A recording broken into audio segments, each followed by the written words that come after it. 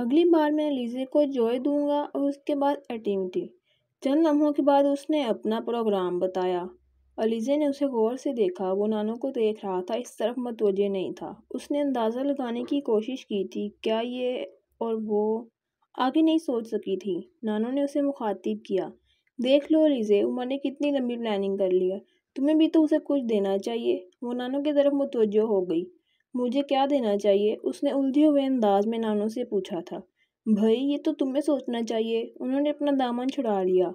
Gift ہمیشہ بڑوں سے لیتے ہیں، چھوٹوں سے نہیں، اور علیزے مجھ سے چھوٹی ہے۔ عمر نے بڑی مہارت سے بات پلٹی۔ ہاں، مجھے اگر کوئی گفٹ دینا ہی چاہیے تو گرینڈپا آپ ہی دے دیں کیونکہ آپ مجھ سے بڑے ہیں۔ کیا گفٹ چاہیے؟ نانو کو یکدم دلچسپی محسوس ہوئی۔ کوئی بھی اچھی چیز، ارمانی کا سوٹ، ڈینم کی جینز، کرسچن کی ڈی اور گھڑی، یہاں پھر پلے بوائے اور پرفیومز۔ نعمانی، اس نے ایک لمبی لسٹ گنوائی تھی۔ اس سے بہتر نہیں کہ میں تمہیں چیک کاٹ کر دے دوں؟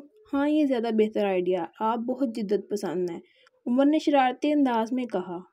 علیزے خاموشی سے ان کی نوک جھوک سنتی رہی۔ نانو بہت سنجیدہ مزاج تھیں۔ وہ بہت زیادہ نہیں بولتی تھیں، مگر جب سے عمر آیا تھا سب کچھ بدل گیا۔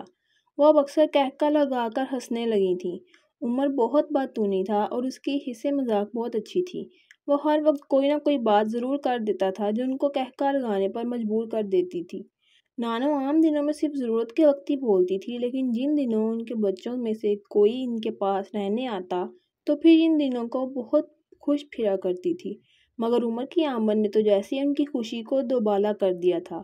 کسی اور کے آنے پر نانو اور نانا میں اتنی تبدیلیاں کبھی نہیں آئی تھیں جتنی عمر کے آنے پر آ گئی تھیں۔ اس وقت بھی نانو کا موڈ ہی دیکھ رہی تھی۔ نانو اب عمر کی باتوں پہ بے تحاشا ہنس رہی تھی اور وہ انہیں اپنے کسی دوست کا قصہ سنا رہا تھا۔ علیزے کا دھیان کہیں اور ہی تھا۔ کیا میری کسی بات پر نانو اس طرح سے ہنس سکتی ہیں؟ اس نے سوچنے کی کوشش کی تھی اور مایوسی سے غیر محسوس انداز میں سر کو جھٹک دیا۔ نہیں، میری کسی بات پر تو یہ کبھی اس طرح نہیں ہنس سکتی، بلکہ یہ تو مجھ سے بھی یہی کہتی ہیں کہ میں بھی بلند آواز میں نہ ہنسوں۔ کیا میں کبھی عمر کی طرح؟ ایک بار پھر اس نے سوچنے کی کوشش کی تھی۔ ایک بار پھر اس کے خیالات کا سلسلہ ٹوٹ گیا۔ علیزے، تمہارے کتنے فرینڈز ہیں؟ عمر نے اس سے پوچھا۔ کتنے؟ وہ اس کے سوال پر کچھ حیران ہوئی تھی۔ چند لمحے تک اس نے کچھ جواب نہیں دیا۔ جلدی گنتی کرو اور مجھے بتاؤ۔ عمر نے اس کی خاموشی سے خود ہی نتیجہ اخذ کر لیا تھا۔ کیا گنتی کروں؟ وہ کچھ اور حیران ہوئی تھی۔ بھئی فرینڈز اور کیا؟ عمر نے کہا تھا، میری صرف ایک فرینڈ ہے۔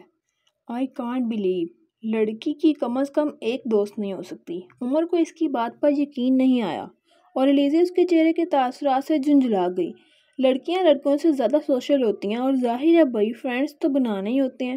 عمر کو فوراً اس کی خفگی کا اندازہ ہو گیا تھا۔ اس نے سنبھل کر ایک لاجک پیش کیا۔ میں بہت زیادہ سوشل نہیں ہوں، اس نے جیسے جتایا تھا۔ But you should be. کیوں گرینی؟ میں ٹھیک ہوں نا؟ عمر نے بات کرتے کرتے دادا کی طرف دیکھا۔ وہ یکدم چپ سی ہو گئی۔ نہیں عمر، لڑکیوں کے لیے زیادہ سوشل ہونا بھی ٹھیک نہیں ہے۔ آج کل پتہ ہی نہیں ہوتا دوسرے لوگ کس طرح کے ہوں۔ نانو نے کچھ محتاط ہو کر لاجک پیش کیا۔ What do you mean? وہ کوئی حیران ہو گیا تھا۔ کچھ نہیں، بس ویسے ہی۔ اصل میں علیزے کو زیادہ لوگوں میں مکس اپ ہونا اچھا نہیں لگتا۔ نانو نے بات کچھ بدلنے کی کوشش کی تھی۔ نہیں مگر ایک دوست تو بہت کم ہے۔ وہ اب بھی حیران تھا۔ علیزے کو اپنا آپ اس طرح سے زیر بحث لانا اچھا نہیں لگا تھا۔ ہر ایک کی اپنی چوائس ہوتی ہے۔ مجھے اچھا لگتا ہے کہ میری بس ایک ہی فرینڈ ہو۔ مجھے اچھا لگتا ہے کہ میری بس ایک ہی فرینڈ ہو۔ اس نے جیسے عمر کی تفتیش کرنے کی کوشش کی۔ اس بار اس کا لہجہ کمزور تھا۔ کیا آپ کے بہت سے فرینڈز ہیں؟ اس نے صرف موضوع بدلنے کے لیے پوچھا تھا۔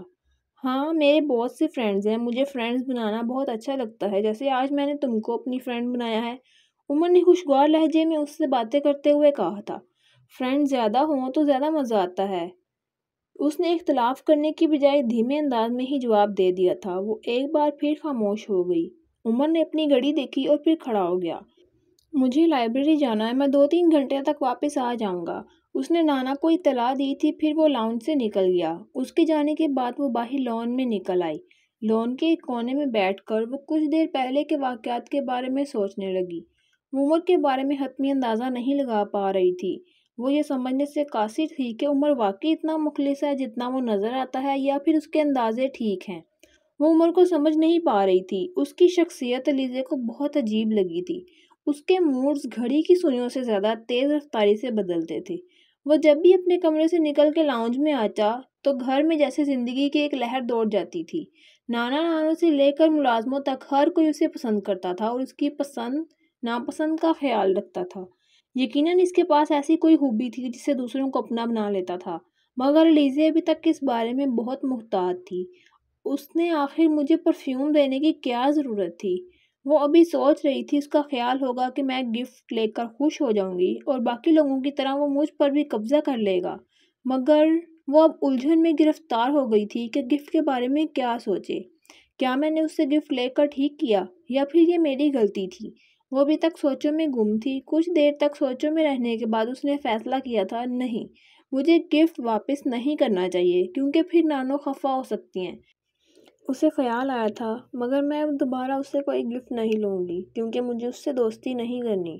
اس نے بالآخر طے کر لیا۔ چند دنوں بعد جب عمر نے اسے ایک اور پرفیوم دیا تو وہ انکار نہ کر سکی اور پھر یہ ایک روٹین بن گئی۔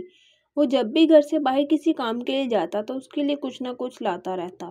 بعض دفعہ یہ بڑی معمولی چیزیں ہوتی تھیں، مثلاً آئس کریم کا ایک کپ، ایک پیکٹ چینگم کا، ایک پیکٹ لیٹر پیڈ، ایک بھٹا، کبھی ناول۔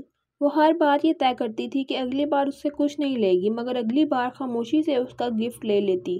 وہ اسے ہر چیز گفٹ کہہ کر ہی دیتا تھا۔ الیزے، میں تمہارے لیے ایک گفٹ لایا ہوں۔